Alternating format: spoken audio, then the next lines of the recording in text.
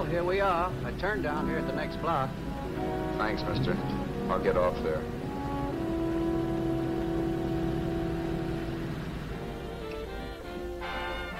Want anything else? No. Hey, you. Me? Yeah, you. Where you heading? East. Too bad. I thought if you was heading north, I might be able to help you out. I'm pushing to Salt Lake, and I don't like to ride it alone at night. I'm one of those guys that got to talk or I fall asleep. Oh, sure, not much. Your partner, he's got Lou to keep him company, but I ain't got nobody at all. Where you coming from? West. Yeah, sure, I know, but where, L.A.? Maybe. I got a cousin out in L.A. You don't say. Yeah, he's been out. You're not much of a talker, are you? My mother taught me never to speak to strangers. Oh, a wise guy. So what? Okay, don't get sore. Just trying to be sociable, that's all. Hey, Glamorous. You change for a dime, will you?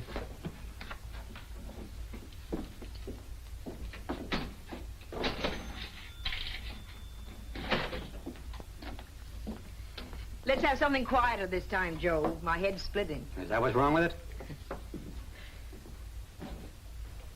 Done with your coffee? No. And don't rush me, will you?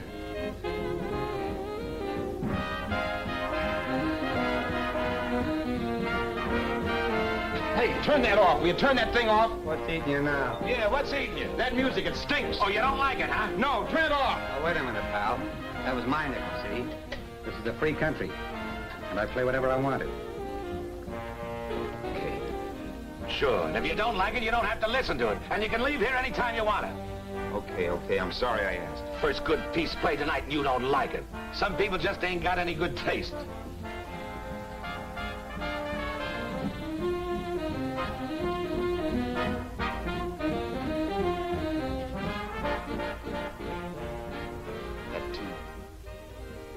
Tune. Why was there always that rotten tune? Following me around, beating in my head, never letting up. Did you ever want to forget anything? Did you ever want to cut away a piece of your memory or blot it out? You can't, you know. No matter how hard you try. You can change the scenery. But sooner or later, you'll get a whiff of perfume or somebody will say a certain phrase or maybe hum something. Then you're licked again. I can't believe that you're in love with me. I used to love that song once. So did the customers back in the old Break of Dawn club in New York. I can't remember a night when I didn't get at least 3 requests for it. Sue, she was always selling it too. Those were the days.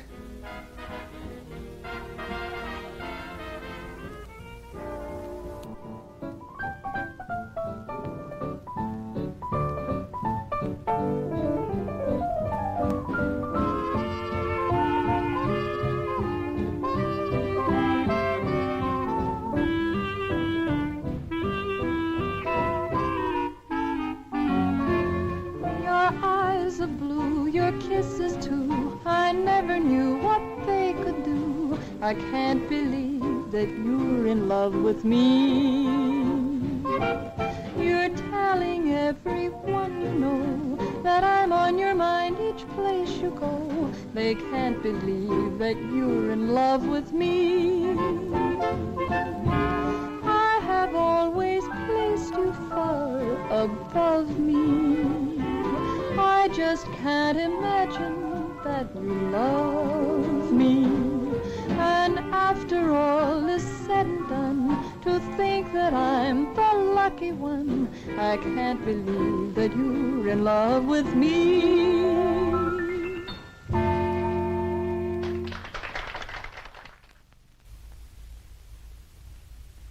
It wasn't much of a club, really.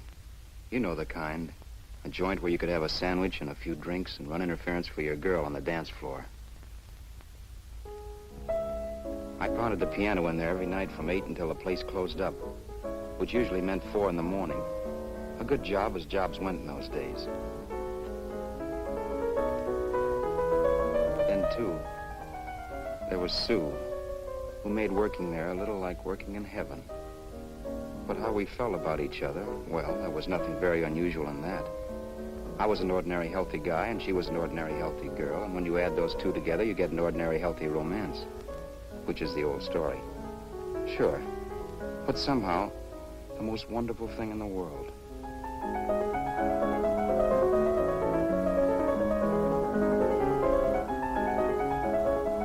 All in all, I was a pretty lucky guy.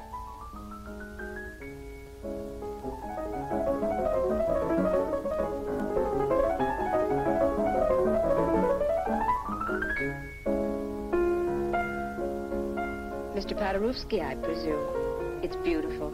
You're going to make Carnegie Hall yet, Al? Yeah, as a janitor. I'll make my debut in the basement. I don't blame you for being bitter, darling, but you mustn't give up hope. Why, someday... Yeah, someday. If I don't get arthritis first. In the meantime, let's blow this trap.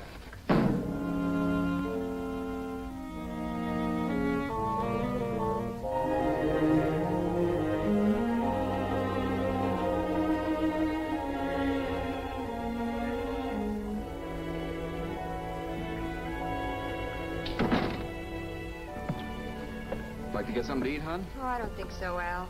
I lose my appetite working in this flea bag. Let's go home. Okay. I can't stand much more of that dump. Did you see that drunk tonight trying to paw me? No, what drunk? Does it matter what drunk? Say, what's the matter with you tonight, darling? That's the third time you started to tell me something and then stopped. We shouldn't have any secrets from each other, Sue. Next week we're going to make with the ring and the license. You and me will be a team. Yes, that's right. In the Bush League. I don't get you. We've been struck out. It's a funny way to talk, darling. Don't you want to marry me? Al, look, I love you. You know I do, and I want to marry you. But? But not now. Only after we've made good. Sunday I'm going away. Oh, I know you'll think it's silly. That's why I hesitated to tell you. But I'm going to California. I want to try my luck in Hollywood. That's the most stupid thing I ever heard of. Don't you know millions of people go out there every year and wind up polishing cuspidors? I thought you had better sense. You sound as if you don't think I have any talent. That has nothing to do with it. I'll make out all right. Maybe. But what about me? Doesn't it mean anything to you that you're busting up all our plans? We may not see each other for years? It won't be that long. I thought you loved me. I do. You know I do. Well, here we are. Al. Al, why can't you see my side of it? I'm young. We both are, and we've got all the time in the world to settle down. Oh, really, darling, what I'm doing is the only sane thing to do. I hate the thought of being so far away from you, but we'll be together again someday. Maybe you'll decide to come out too later on. So long. Al, aren't you going to kiss me goodnight? Sure, why not? Good night.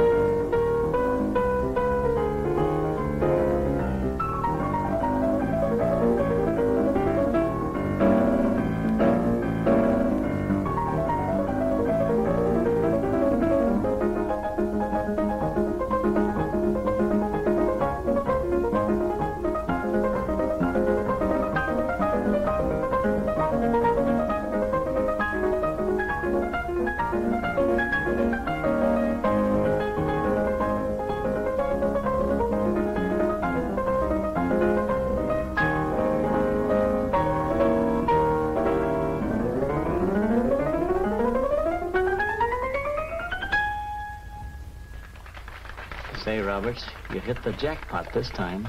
$10. Thanks.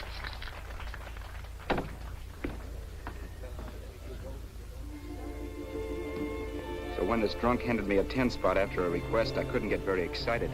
What was it, I asked myself? A piece of paper crawling with germs. It couldn't buy anything I wanted. It couldn't... Then I thought of something.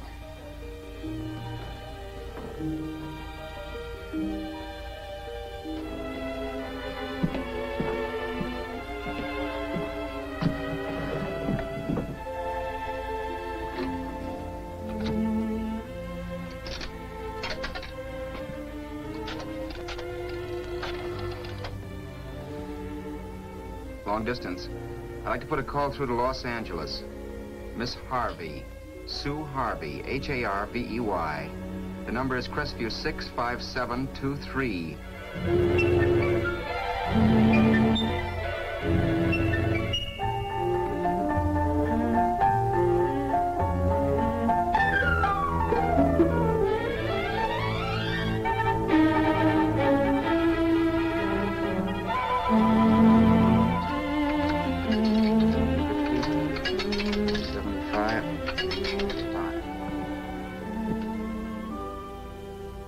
Hello, Sue? This is Al. Oh, baby, it's great to hear from you, too. What's that? You do? Oh, me too, darling. I thought I'd go batty without you. I just had to... Huh? You're working as a hashlinger? Gee, honey, that's tough. Those guys out in Hollywood don't know the real thing when it's right in front of them. You just stick it out, Sue, baby. Keep going around to those casting offices. I'm sure you'll click. Look, I'll tell you what. You stay put out there, I'll come to you. No, don't try to stop me. Just expect me. Train? Who knows? Train, plane, bus, magic carpet. I'll be there if I have to crawl. If I have to travel by pogo stick. And then, let's get married right away, huh? That's the stuff. That's what I've been wanting to hear you say. Well, goodbye for now. I'll be seeing you soon. Yeah. Bye. The only way I could cross country was to thumb rides. For even after hawking everything, I only had enough money to eat. Money. You know what that is. It's the stuff you never have enough of. Little green things with George Washington's picture that men slave for, commit crimes for, die for. It's the stuff that has caused more trouble in the world than anything else we ever invented. Simply because there's too little of it. At least I had too little of it. So it was me for the thumb.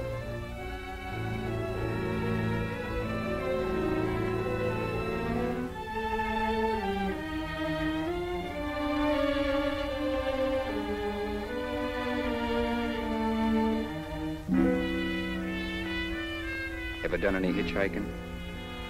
It's not much fun, believe me. Oh, yeah, I know all about how it's an education, how you get to meet a lot of people and all that. But me, from now on, I'll take my education in college, or in PS 62, or I'll send $1.98 in stamps for 10 easy lessons.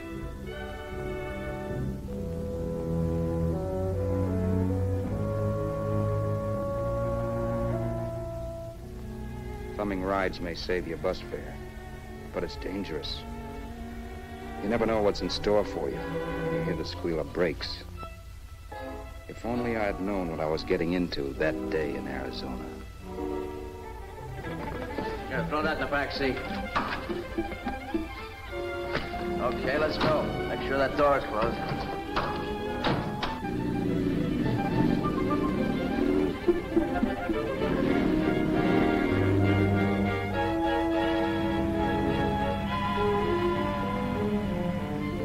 You know, Emily Post ought to write a book of rules for guys thumbing rides. Because as it is now, you never know what's right and what's wrong. We rode along for a little while, neither one of us saying anything. I was glad of that. I never know what to say to strange people driving cars. And too, you can never tell if a guy wants to talk. A lot of rides have been cut short because of a big mouth. So I kept my mouth shut until he started opening up. Hand me that little box, the compartment, will you, pal? Hold the wheel, will you?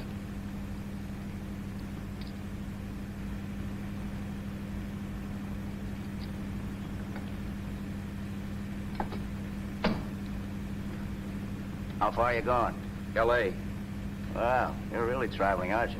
Yeah, but I don't expect to make it for a couple of years at the rate I've been promoting rides. Not much luck, huh? Sure, all bad. Not many people stop for a guy these days. Afraid of a stick-up, maybe. Well, you can't blame him. Where you coming from? New York? Well, New York. You're in luck this time. I'm going all the way. Right through to Los Angeles. You drive a car? Sure. Whenever you're tired, let me know. I'll holler. I guess at least an hour passed before I noticed those deep scratches in his right hand. They were wicked. 3 puffy red lines about 1/4 inch apart. He must have seen me looking at them because he said, Beauties, aren't they? They're gonna be scars someday. What an animal. Whatever it was, it must have been pretty big and vicious to have done that. Right on both counts, New York. I was tussling with the most dangerous animal in the world. A woman. She must have been Tarzan's mate. Looks like you lost the bob. Certainly wasn't a draw. You know, there ought to be a law against dames with claws. Yeah. I tossed her out of the car in her ear. Was I wrong? Give a lift to a tomato, you expect her to be nice, don't you? Yeah. After all, what kind of dames some rides? Sunday school teachers? Yeah. A little witch. She must have thought she was riding with some fall guy. And me, who's been booking horses around racetracks since I was 20. I've known a million dames like her. 2 million. Yeah. Stopped the car, opened the door. Take it on the Arthur Duffy sister, I told her. That's the stuff. As that was done, huh? But if you want to see a real scar, brother, get a load of this. Wow. I got that one dueling. Dueling? Yeah, we're just kidding, of course. My dad owned a couple of Franco-Prussian sabers. Kept them on the wall for decorations. Well, one day, the kid and I took them down when the old man wasn't around. Had a duel. He got me in the arm here. Pretty mean cut.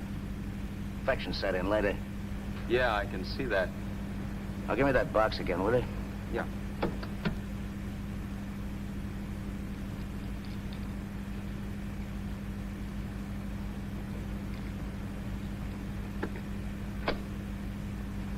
Pain made me lose my head, I guess. I began slashing. Before I knew it, I'd put the other kid's eye out.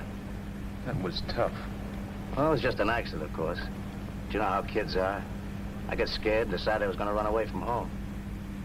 Old man almost caught me when I was packing my duds. The bloody rag I had wrapped around my wrist hadn't caught his attention. You'd seen the bundle for sure. But I beat it when he was phoning for a doctor. That was 15, 16 years ago. I haven't been home since. Pull in there for a bite or something, huh? a bite or something. Brother, was I hungry. I hadn't had anything in my stomach for hours. Yet even with that gnawing in the pit of my belly, I didn't want to be in too big a rush to put on the feed bag. First, I had to make sure this guy knew the score. If I got him down on me, goodbye ticket to Hollywood. I'll wait out here for you, mister. If it's the money, don't worry about paying for it. This time it's on me. Well, that's what... Haskell, think nothing of it. You make your first million, maybe you can do the same for me. Come on, New York. I gotta make the West Coast by Wednesday. There's a horse running at Santa Anita named Paradiesical. Means dough to me if I'm on him. We'll make it all right. He did most of the talking during the half hour we were in the place. I ate. He rambled on about his old man, whom he hadn't heard from since he ran away as a kid. Now he happened to become a bookie. And then all about how he got rooked in Miami. One race, 38 grand. They cleaned out my book. How do you like that? That was tough luck. Yeah, and I'm supposed to be the smart guy. Well, you just wait. I'm going back to Florida next season with all kinds of jack. And you watch those stinkers run for cover. Want anything else? No, thanks. I've had plenty.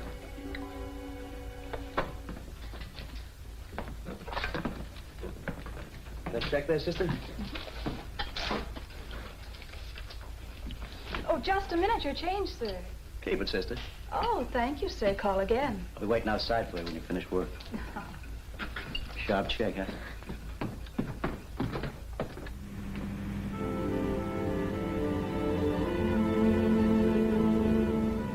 drove all that night while Haskell slept like a log. After a while, I began to get sleepy myself. I was happy, though. Soon I'd be with Sue again. The long trip was practically over, and there'd be no more hoofing it down the concrete. I began to think of the future, which couldn't have been brighter if I'd embroidered it with neon lights. It was nice to think of Sue shooting to the top. It's amazing what a full belly can do to your imagination.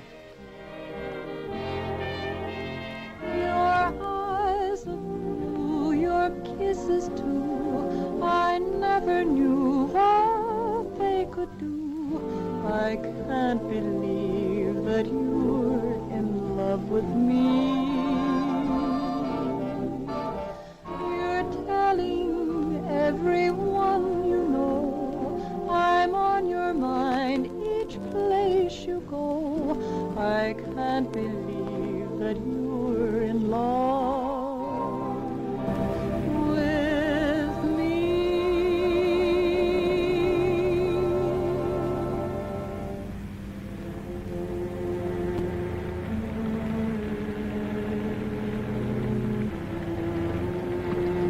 Mr. Haskell? Mr. Haskell? Mr. Haskell, wake up. It's raining. Don't you think we ought to stop and put up the top?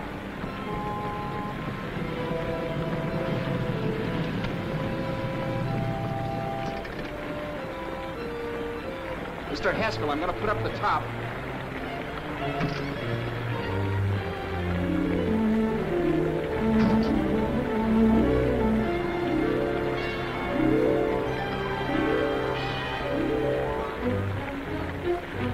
Until then, I'd done things my way. But from then on, something else stepped in and shunted me off to a different destination than the one I had picked for myself. But when I pulled open that door... Mr. Haskell, what's the matter? Are you hurt? Are you hurt, Mr. Haskell? Start your sermon. I'll listen to it. But I know what you're going to hand me even before you open your mouths. You're going to tell me you don't believe my story of how Haskell died and give me that don't make me laugh expression on your smug faces. I saw it once he was dead, and I was in for it. Who would believe he fell out of the car?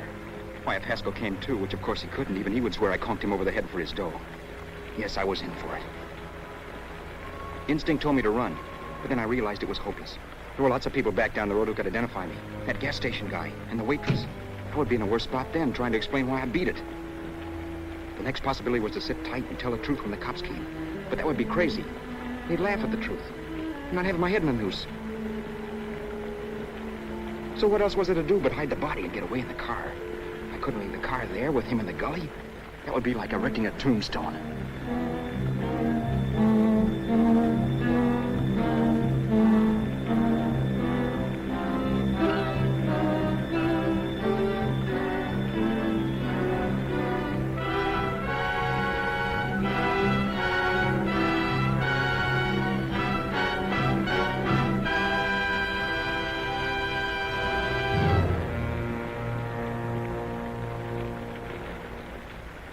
My idea was to cover him with brush, not to rob him. But then I remembered that even if I only drove the car for 100 miles or so, I would need money for gas. Besides, it was stupid of me to leave all that money on a dead man. Not only that, I'd have to take his driver's license in case I was stopped for something. I didn't like to think about it, but by that time I'd done just what the police would say I did, even if I didn't. My clothes. The owner of such an expensive car would never be wearing them. Some cop might pull me in on suspicion.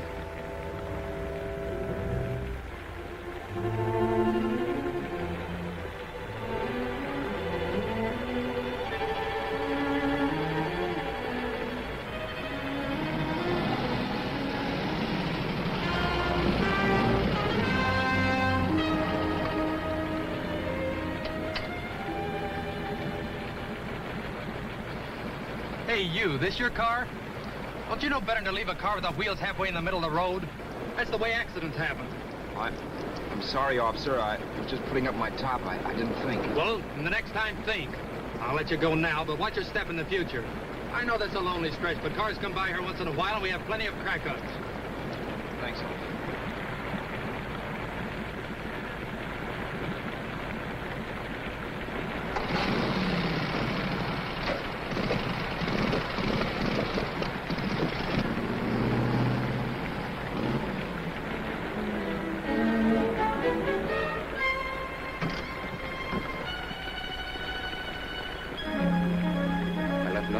car to give me away as Robert's. If they found a dead man in the gully now, it would be me.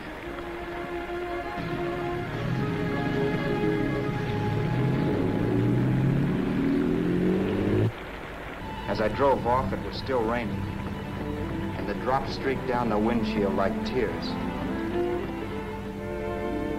I kept imagining I was being followed and that I could hear sirens back in the distance. Just how long it took me to cover the 60-odd miles to the California state line, I don't know. I lost all track of time. But the rain had stopped and the sun was up when I pulled up to the inspection station. Hello? Carrying any fruits or vegetables? No. Any livestock or poultry? No. I'd like to see your registration and driver's license, please. Anything in the baggage compartment? Just baggage. Charles Haskell, Jr., age 30, brown eyes, dark hair. Identifying marks, none. Are you Charles Haskell, Jr.? Yes. Well, remember, if you're employed and you stay over 30 days, you take out California plates. All right, officer, but I'll only be in the state a short while. Right, you can go now.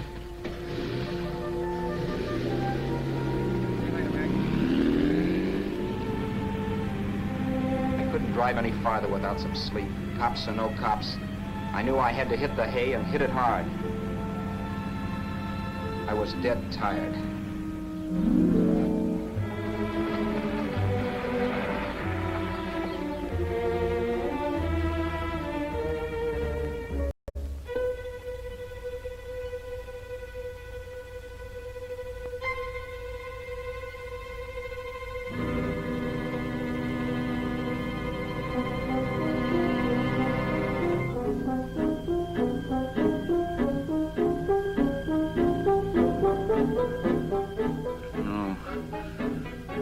Mr. Haskell.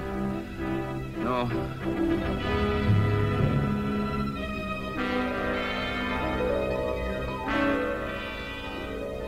Mr. Haskell, you can't die.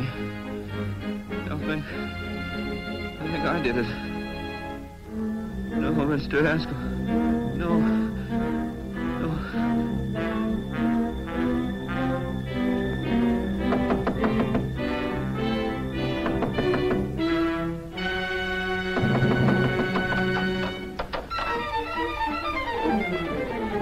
Who's there?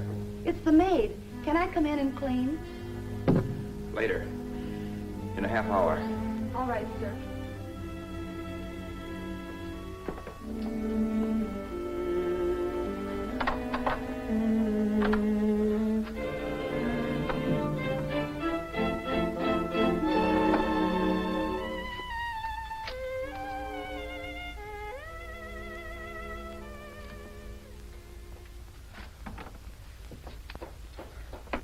There was no time to lose.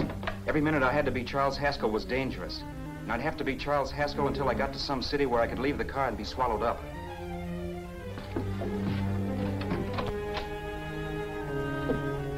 That meant driving the car as far as San Bernardino, maybe even to Los Angeles. In a little town I might be noticed, but in a city I should be safe enough.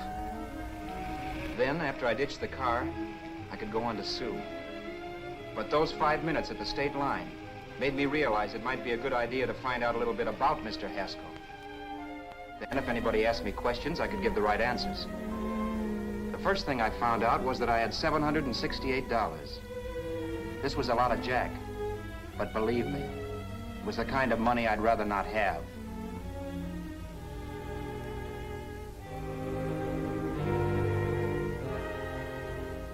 And then I found out from a letter Haskell was carting around in his bag that he wasn't the open-handed, easygoing big shot who went around buying dinners for strange hitchhikers.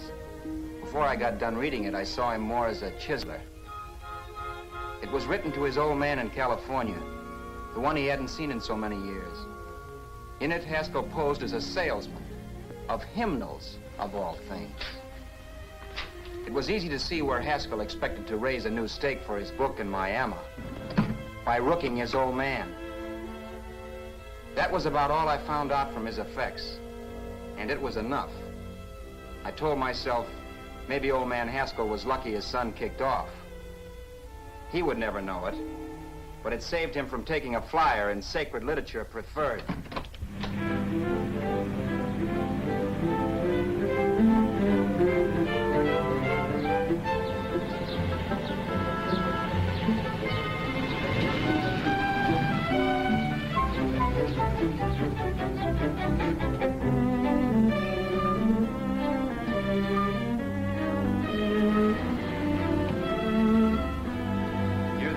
At Desert Center, I pulled up for water.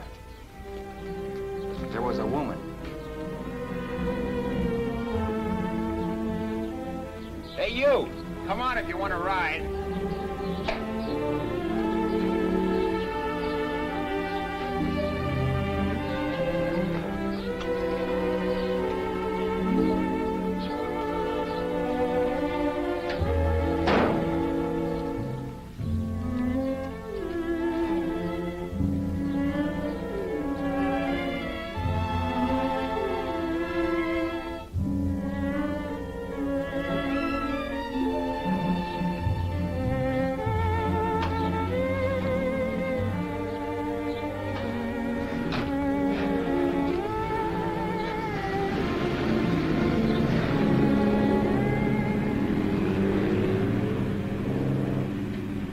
How far are you going? How far are you going? That took me by surprise, and I turned my head to look her over. She was facing straight ahead, so I couldn't see her eyes. But she was young, not more than 24. Man, she looked as if she'd just been thrown off the crummiest freight train in the world. Yet, in spite of this, I got the impression of beauty. Not the beauty of a movie actress, mind you, or the beauty you dream about when you're with your wife, but a natural beauty. A beauty that's almost homely because it's so real. Then suddenly she turned to face me. How far did you say you were going? Los Angeles? L.A.? L.A.'s good enough for me, mister. That's what I was afraid of. What'd you say? Oh, nothing, just thinking out loud. People get in trouble for doing that. What's your name? You can call me Vera if you like. You live in Los Angeles? No. Where are you coming from? Oh, back there. Needles? No. Oh, sure, Phoenix. You look just like a Phoenix girl. Are the girls in Phoenix that bad? The girl must have been pretty tired, because she fell asleep not 20 minutes after she stepped into the car. She lay sprawled out with her head resting against the far door, like Haskell. I didn't like that part of it much, but I didn't wake her up. It wasn't that this girl still worried me. I'd gotten over that funny feeling I had when she looked at me, which I put down as just my jangled nerves. With her eyes closed and the tenseness gone out of her, she seemed harmless enough. And instead of disliking her, I began to feel sorry for her. The poor kid probably had had a rough time of it. Who was she anyway? And why was she going to Los Angeles? And where'd she come from in the first place? The only thing I knew about her was her name. Not that it made any difference. A few hours more and we'd be in Hollywood. I'd forget where I parked the car and look up Sue. This nightmare of being a dead man would be over. Who this dame was, well, it was no business of mine. Where did you leave his body? Where did you leave the owner of this car? You're not fooling anyone. This buggy belongs to a guy named Haskell. That's not you, mister. You're out of your mind. That's my name, Charles Haskell. I can prove it. It's my driver's Save license. yourself the trouble, mister. Having Haskell's wallet only makes it worse. It just so happens I rode with Charlie Haskell, all the way from Louisiana. He picked me up outside of Shreveport. You rode? You heard me. Then it all came back to me. All the talk about dueling and scars and scratches. There was no doubt about it. Vera must be the woman Haskell had mentioned. She must have passed me while I slept. Well, I'm waiting. My goose was cooked. She had me. That Haskell guy wasn't dead yet. He wasn't stretched out stiff and cold in any Arizona gully. He was sitting right there in the car, laughing like mad while he haunted me. Well? There was nothing I could say. It was her move. Vera, whatever her name was just my luck picking her up on the road. It couldn't have been Helen, or Mary, or Evelyn, or Ruth. It had to be the very last person I should ever have met. That's life. Whichever way you turn, fate sticks out a foot to trip you.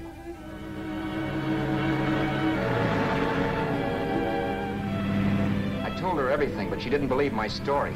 I should have saved my breath. That's the greatest cock and bull story I ever heard. So he fell out of his car. Say, who do you think you're talking to, a hick? Listen, mister, I've been around, and I know a wrong guy when I see one. What'd you do, kiss him with a wrench? Now, wait a minute. What I told you was true. You see, that's why I had to do it. You think I killed him. Well, the cops would have thought so, too. Yeah, well, maybe they still think so. What makes you so sure I'll shut up about this? Girl, I'm innocent. Give me a break, will you?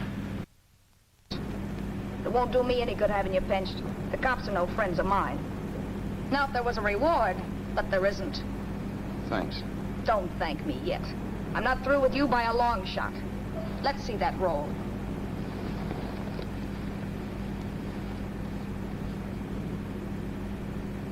Is that all Haskell had? Isn't it enough? No, I thought he had more. Not that I know of. You can search me. You think I'm holding out on you? Well, maybe I will at that.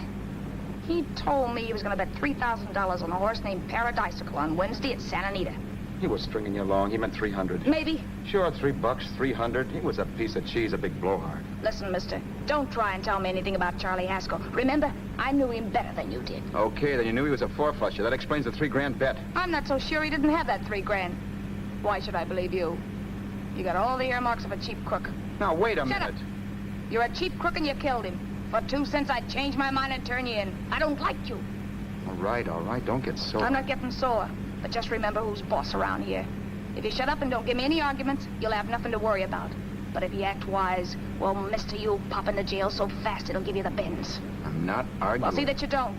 You know, as crooked as you look, I'd hate to see a fella as young as you wind up sniffing that perfume that Arizona hands out free to murderers. I'm not a murderer. Of course you're not. Haskell knocked his own head off. He fell. That's how it happened, just like I told you. Sure, and then he made you a present of his belongings. I explained why I had to do skip that. it. Doesn't make a difference one way or another. I'm not a mourner.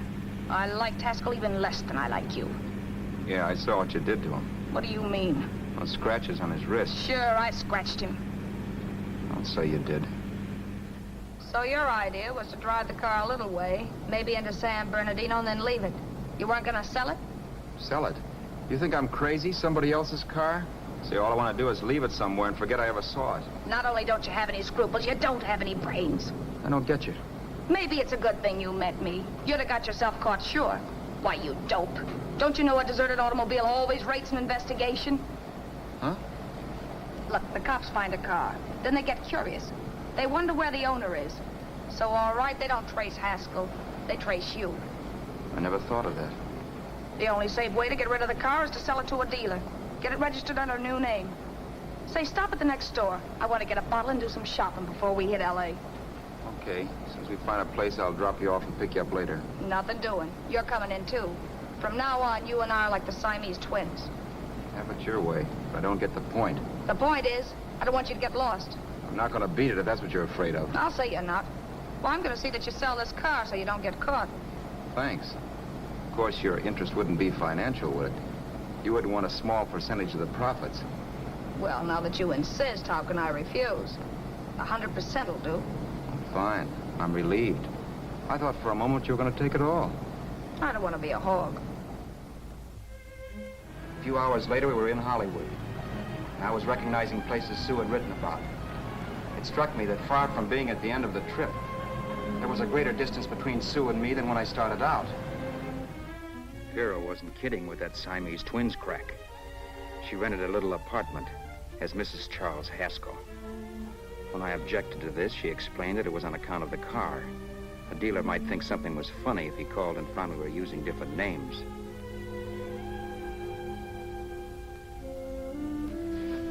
Home, sweet home. Yeah. Not bad either.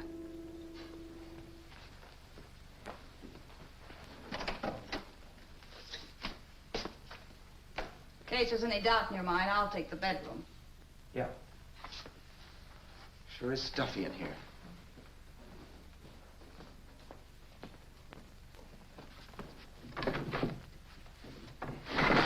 Keep the window shut.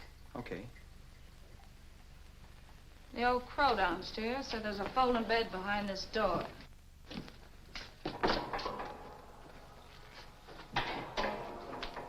You know how to work it? I invented it. Some joint. One can't have everything.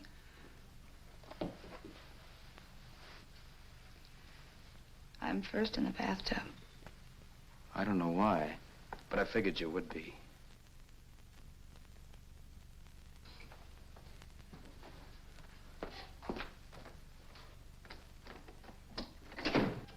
Boy, oh boy. Sure feels good to be clean again. I must be 10 pounds lighter. You must be. Well, hitching rides isn't exactly the way you keep your schoolgirl complexion. I wish that guy with the sax would give up. Gets on my nerves. Forget it. Have a drink. Aren't you afraid I might take you up on it? If I didn't want to give you a drink, I wouldn't have offered it. Why be a sorehead, Roberts? You got yourself into this thing. You should be grateful I'm not turning you in. Why, if I wasn't regular, you'd be in the pen this minute, being photographed, fingerprinted, and being pushed around by the cops. So cheer up. Get rid of that long puss. Or is your conscience bothering you?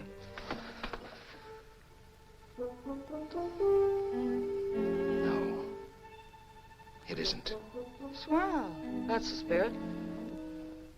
He's dead and no moment around to bring him back.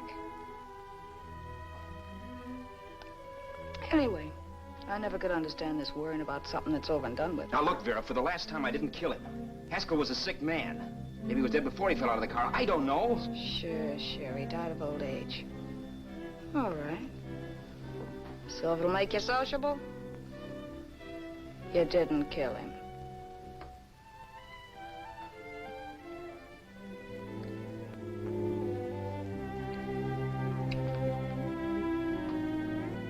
Thanks.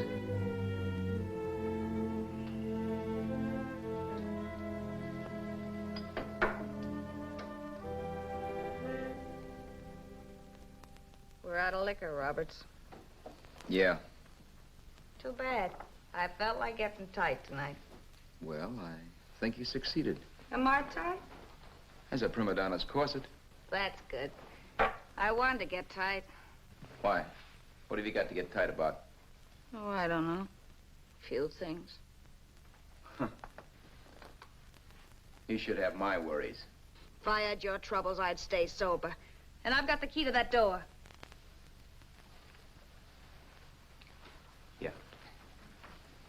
Maybe you're right. I'm always right. You know, I don't like your attitude, Roberts. Well, there's a lot of things I don't like. Sure. But life's like a ball game. You gotta take a swing at whatever comes along before you wake up and find it's the ninth inning. You read that somewhere. That's the truth, Roberts. All you do is bellyache. Taking it easy and, well, trying to make the best of things.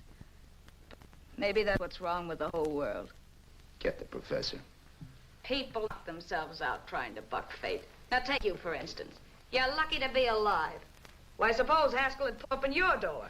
You'd be playing a harp now. Think of that. You think of it. I'm tired of thinking. There's plenty of people dying this minute. I would give anything to trade places with you. I know what I'm talking about. I'm not so sure. At least they know they're done for. They don't have to sweat blood wondering if they are. Your philosophy stinks, pal. We all know we're gonna kick off someday. It's only a question of when. But what got us on this subject anyway? We'll be discussing politics next. Yeah. Where'd you hide the butts? On the table, sucker.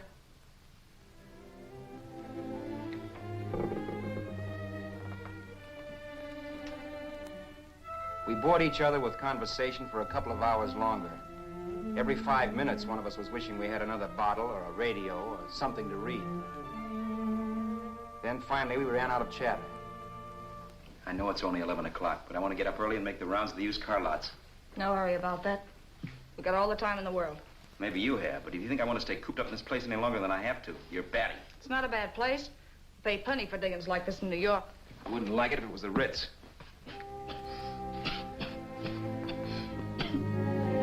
rotten liquor. You got a mean cough. Want to do something about it.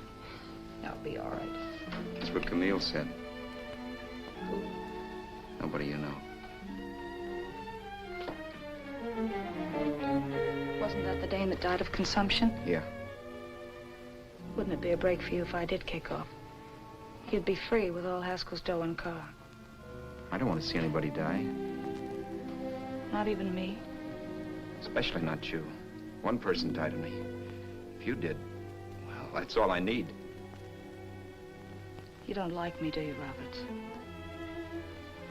Like you? I love you. My favorite sport is being kept prisoner. After we sell the car, you can go to blazes for all I care. But not until then.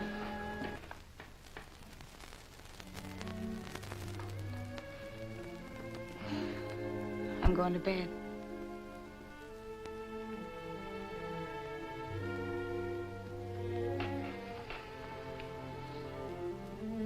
Good night, Roberts. Don't try and sneak away during the night. All the doors are locked. Anyway, if I find you gone in the morning, I'll notify the police. They'll pick you up. Don't worry, I know when I'm in a spot. Well, good night. I hope that portable rack isn't too uncomfortable for you. Don't lose any sleep over it, will you, Vera?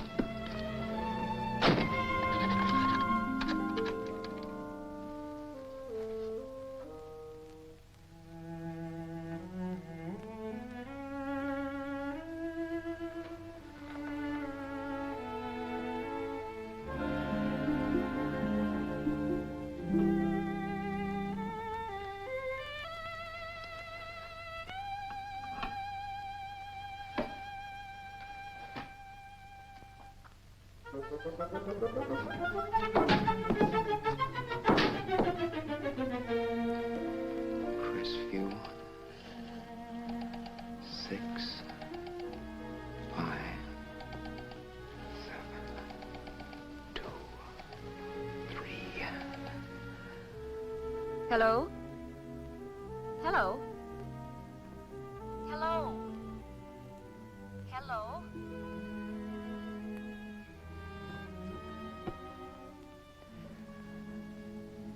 No. Not yet, darling. Tomorrow. Maybe. If this were fiction, I would fall in love with Vera, marry her and make a respectable woman of her, or else she'd make some supreme Class A sacrifice for me and die. Sue and I would bawl a little over her grave and make some crack about there's good in all of us. But Vera, unfortunately, was just as rotten in the morning as she'd been the night before. All right, I'm coming. Look, Vera, it's almost noon. So what? The dealers will be there all day? They'll be there all year, too, but it doesn't wait that long. Shut up. You make us like a husband. Well, do I rate a whistle? You sure do, but let's go. Let's go, let's go. I spent $85 in 2 hours preparing bait, and all you can say is let's go. Come on.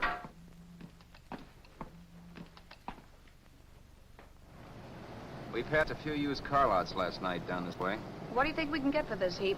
I don't know. Plenty. He'd let me handle everything. Think we can get $2,000?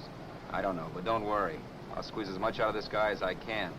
If I let it go cheap without a fight, he might think we've stolen the car. And listen, don't make any slips and call me Roberts. That'll cook us. I don't need you to tell me that. You better just sit by and keep your mouth closed. Remember, we're both in the soup if anything happens. Forget it and drive. You're my wife, Vera Haskell. Look, after the deal's closed, let's go back to that place on Hollywood Boulevard where I saw the fur jacket. I want to buy it. After the deal's closed, I'm saying goodbye to you. That's right, I forgot. I guess I'm getting kind of used to you. Well, that's a habit you could start breaking. Let's try this place in the middle of the block.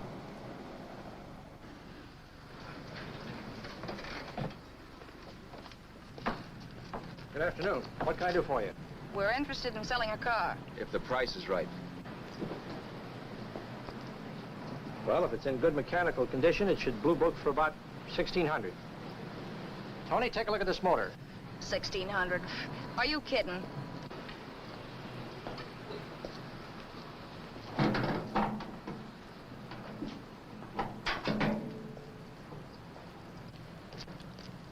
Well, maybe 1850. Before I let it go for 1850, I'll wreck it and collect the insurance first.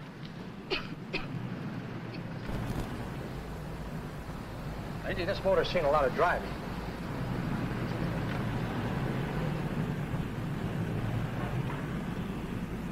While the mechanic inspected the car, we haggled. At last, when we were all worn out, we hit a compromise. His price. Okay, it's a deal. All right, come in, we'll sign the papers. I have the ownership papers right here with me. Look, Vera, in the meantime, will you clean a dash compartment? There may be some stuff in it.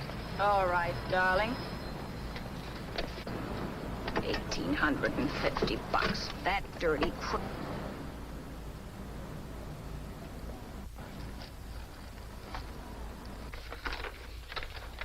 New York, huh? Yeah. But you bought the car in Miami. Yeah. Well, now let's see about the insurance. We can either have it transferred or canceled. What kind of insurance do you have, Mr. Haskell? Well, aren't all the papers there? I don't see any. Surely you know what type of insurance you carry in the car. The name of the company? Yeah, but, Well, if you'll just tell me the name of the company, I'd be very glad to take care of all the details. well, Did you sign the papers yet? not yet. Well, don't. We're not selling the car. Oh, wait a minute, Mrs. Haskell. Come on, darling. What's the matter? Change your mind? Yes, I'm sorry. I guess I have. But, Vera... Let's go.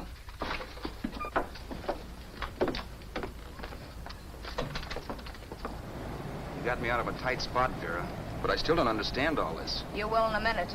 I almost threw away a gold mine. 1850 isn't to be sneezed at. The car doesn't book for as much as I thought. We're not selling the car. You want to keep it.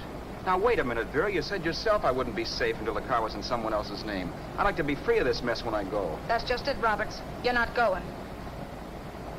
There's a drive-in at the next corner. Pull in there and we'll get a bite to eat. And I'll explain. What is this, another one of your brilliant ideas?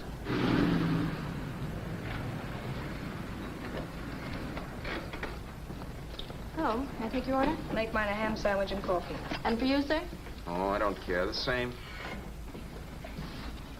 Thank you.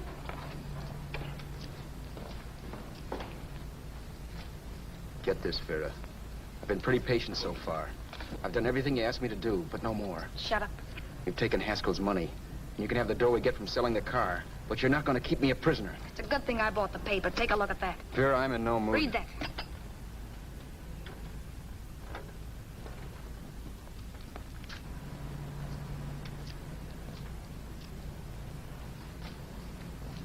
No. Yes. No, I won't do it. Yes, you will. You think I'm crazy? It's impossible, I tell you. Excuse me.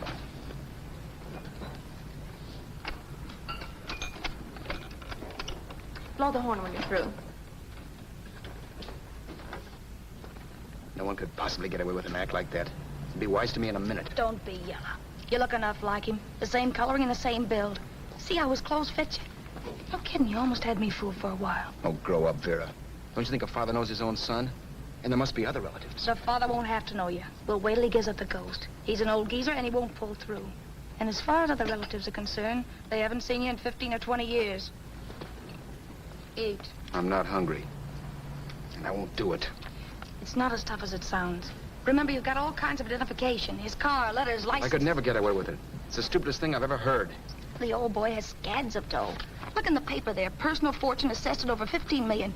He'll leave plenty, I tell you. Maybe he cut off his son. How do we know? It's out, Vera. I won't have anything to do with it. I think you will. Look, Vera, I'll do anything within reason. But not that. So forget it. Find yourself another stooge. You sap. You'll be fixed for the rest of your life as Charlie Haskell. You can take your inheritance and go away. No more worrying about the rent, no sweating, scheming, wondering where your next meal's coming from. Think about that, Roberts. Vera, please, you're talking too loud. On this, I'm splitting 50-50 with you. Sure, why not? We're both alike, both born in the same gutter. Now, take it easy, Vera. There's people around here. You don't know what you're talking about. We'll wait till we read that old man Haskell's dead. Then you show up. Like you read in New York that he was sick. No. Suppose he doesn't die. He will. I know he will. Something tells me. But as much as I insisted I would have no part of her scheme, Vera was taking it for granted I would. Neither of us had our mind on the cards as we played that night. I knew we were just trying to kill time between newspaper editions. This was a death watch for Vera. Maybe it was for me, too. Don't you realize if I'm caught, they'll want to know where I got the car and stuff, and they'll have me on a murder charge. If you're smart, you won't get caught. I knock for 7. And if I'm caught, don't you realize you'll be out, too? 18 points, that gives me 30. How will I be out? You'll be out $1,850 we would have gotten on the car. Really, Vera, you'd be an awful chump if you threw away all that dough on a dizzy long shot. Let me sell the bus tomorrow. With the money it'll bring and what you've already got, a clever kid like you can run it up in no time. Then we'd both be in the clear. I'll be in the clear anyway. Maybe. Maybe. But if I got caught, I'd get good and sore at you, you know. You mean you'd squeal? Well, no, not squeal exactly. Never mind what you meant. Even if you did tell the cops I was in on it with you, what could they do to me? They might give me the same medicine they gave you. Yeah. A rope. But I'm on my way now. All I'll be doing will be rushing it. All right. But think of the $1,850 you'd lose. You'd kick yourself along the block if I let it get away from you. I'll take the chance. Want another drink? You're being a goon. That's the way people wind up behind the 8 ball. Once they get a few dollars, they become greedy and want more. My. Caesar. Who? You know that Roman general? He got his for being greedy. He wasn't satisfied, so the final wind-up was he took the count. A couple of days ago, you didn't have a dime. Why, you were so broke you couldn't pay cash for a postage stamp. Now you've got almost $700 with $1,850 in the offing. Take my advice. Don't try for more. I'm tired of this game. Let's have some blackjack. Play solitaire. Okay, I will if that's the way you feel about it. That's the way I feel about it. Getting sore and throwing things won't help much, Roberts. I'm really doing you a favor. I help you out of a jam by keeping my mouth shut. I show you how to make some soft money. And what thanks do I get? Thanks. Sure. Or would you rather call the cops and told him you killed the man and stole his money? I didn't kill anybody. Yes, you did. No, I didn't. You know I didn't. All right, then. Suppose I call the cops. If you're innocent, what do you got to be scared of? Okay. Call him, you mutt. Go ahead and call him. See if I care. At least they'll give me a square deal. You want me to call them? You heard me. But I'm warning you. If I'm pinched, I'll swear you were in on it. I'll say that you helped me. If I fry, I'll get even with you. You wouldn't dare. You chicken. Yeah? Then try it and see. Call him. Yeah. Okay, I will.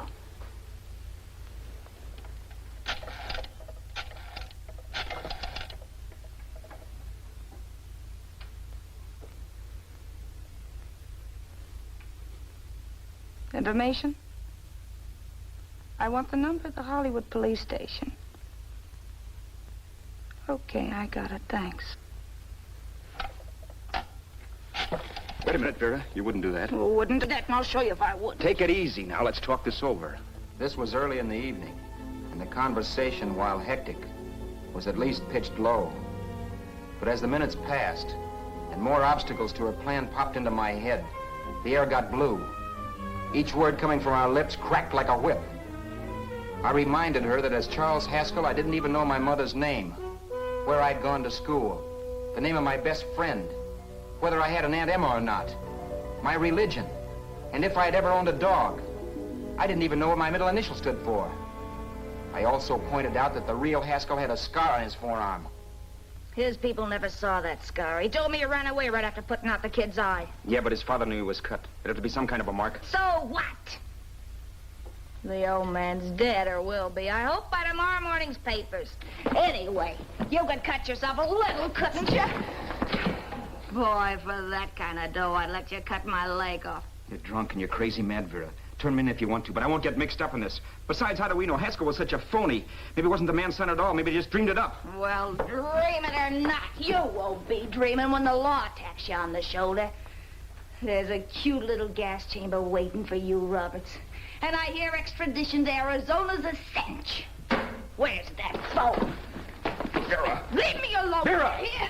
I want a phone. Call police.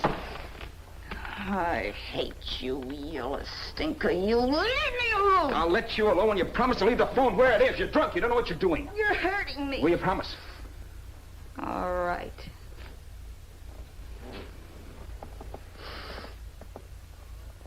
You hurt me. I'm sorry, but... And it's hot in here. Open up a window. It's not hot. Don't tell me. Now, do you do it or do I do it? You're no gentleman, see? Yeah. All right. I'll open up the window.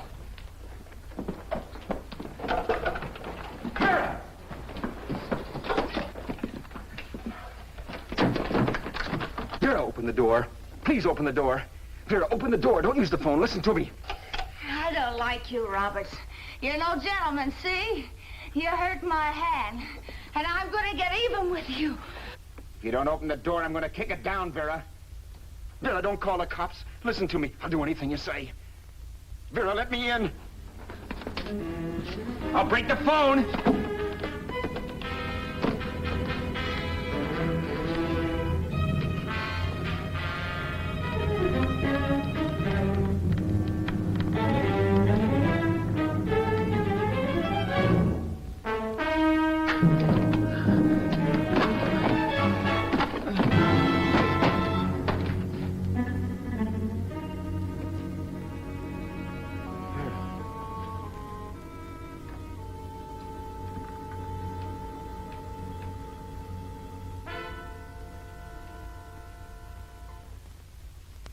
The world is full of skeptics.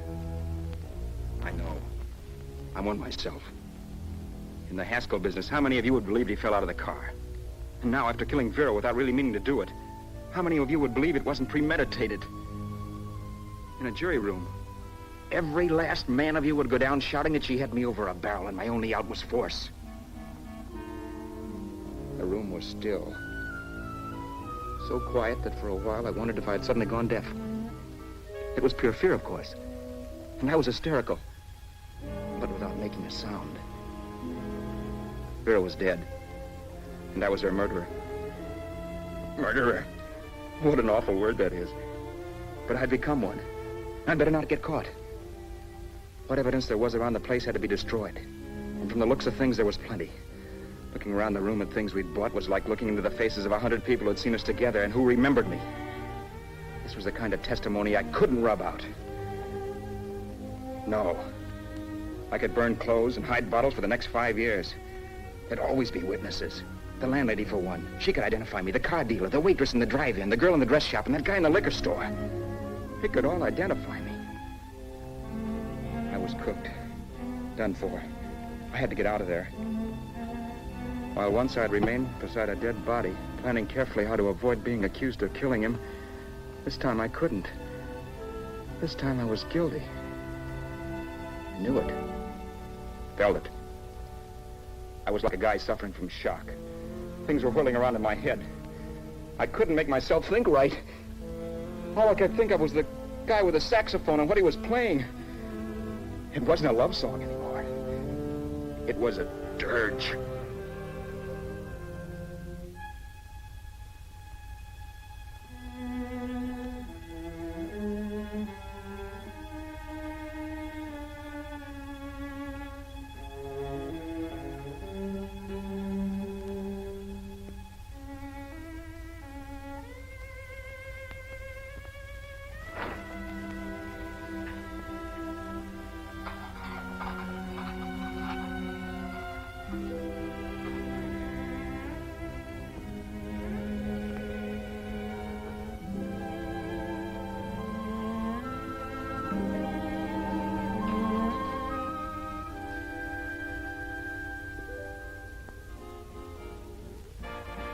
My problems weren't solved.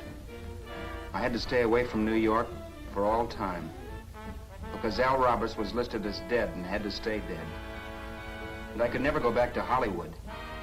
Someone might recognize me as Haskell. Then, too, there was Sue. I could never go to her with a thing like this hanging over my head. All I could do was pray she'd be happy.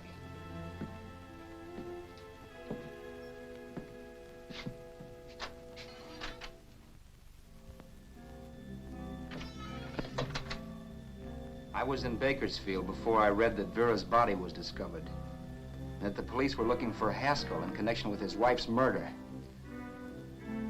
Isn't that a laugh? Haskell got me into this mess, and Haskell was getting me out of it. The police were searching for a dead man.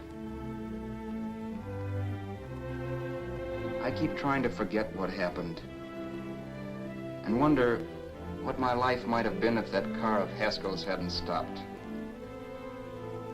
But one thing I don't have to wonder about.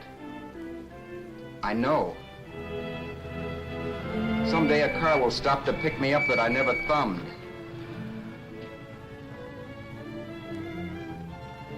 Yes. Fate, or some mysterious force, can put the finger on you or me for no good reason at all.